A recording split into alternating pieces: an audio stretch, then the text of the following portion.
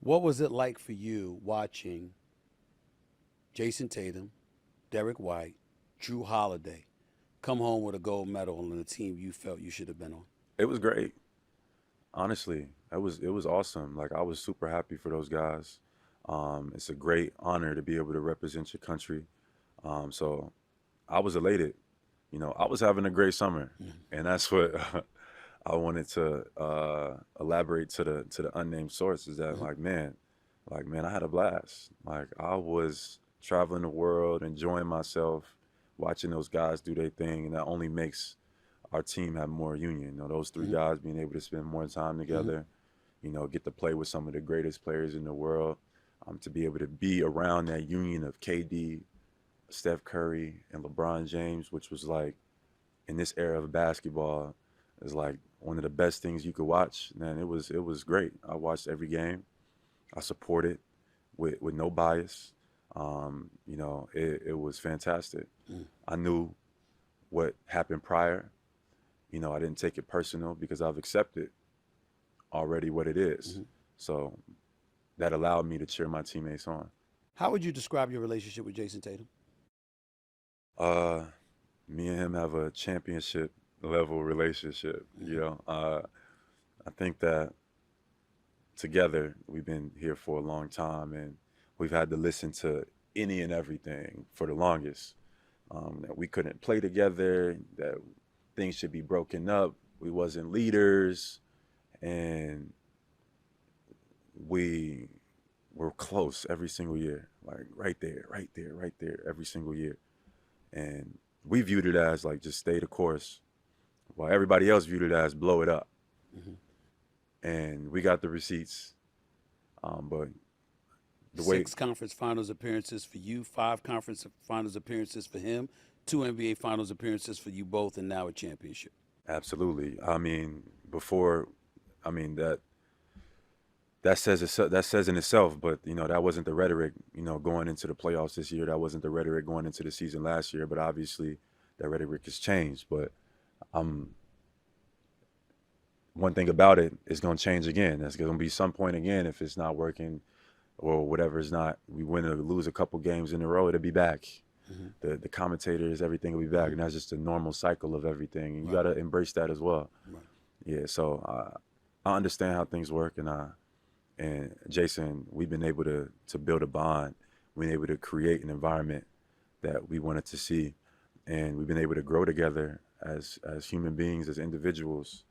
And when you win a championship, man, that's special. So, considering that bond, and I just got a few more questions before I let you go. Considering that bond, I am appreciative of the greatness of Steve Kerr and how he's a 4 time champion, won 6 NBA finals. All his coaching credentials are not to be questioned. But I looked at that man bench Jayson Tatum for 2 games.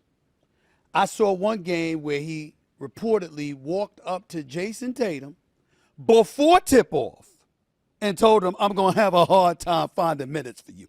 I don't understand. Maybe it's just me. Yes, maybe it's just me. Somebody that plays in the league, that plays with this man as a teammate all of these years. What was that like? And could you fathom any explanation how you, as any coach, can look at a guy like Jayson Tatum and say, beforehand, I don't know if I'm going to be able to find minutes for you in a 40-minute contest? Nah, for sure. I'm biased when answering this, by the way, totally. Sure, So, sure. but Jayson, I think he handled it extremely well. Like that just says a lot about JT's character. Um, but I know he was pissed. No, for sure. I remember texting him and being like, like I'm mad for you. Like I know what like I was I mad get it. for him.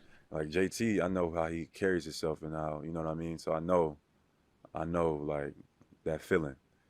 But I thought he handled it well. I thought he handled it with class.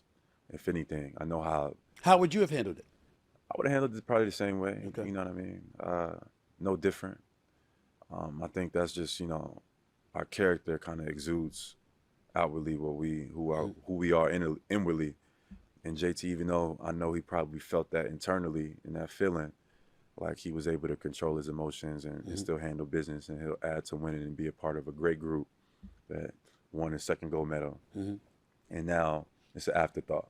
The brother's a first-team All-NBA over the last 3 years. He just finished averaging nearly 27 points per game, and even you, with your greatness, plays the role of a number 2 offensive option a lot of times because obviously he's the number 1 option in most situations. What can we expect from him this year based off of what he experienced this past summer? First, I would say, I hate the number 1, number 2 Okay. option Okay. thing. I think this game is played at any given point. I'm the number 1, depending on the night, or he's the number 1 depending on it. Just Okay. depending on how the defense is scheming, Mhm. depending on how teams go about. Well, what I would say in response to that is Yeah. that is totally accurate. We're you and Jayson Tatum. But most teams, there's a clear number Okay. 1 and a number 2 option. Okay, But that gotcha. doesn't exist on Boston because of you. Gotcha. Because you and Jayson Tatum right there. That's what I would say. Yeah, but I think it's a team game, man. I think our organization, our coaches, and our teammates allow us to be who we are, and I think Joe does a great job of putting us in our spot. So Joe Mazzulla's done a hell of a job. yeah, man, it's been great to be a part of it. Like I've got to witness a lot of JT's growth. He's got to witness my growth, and there's nothing wrong with being a part of a team. Mhm. You know what I mean? There's nothing wrong with that. There's nothing wrong with, trying to do something bigger than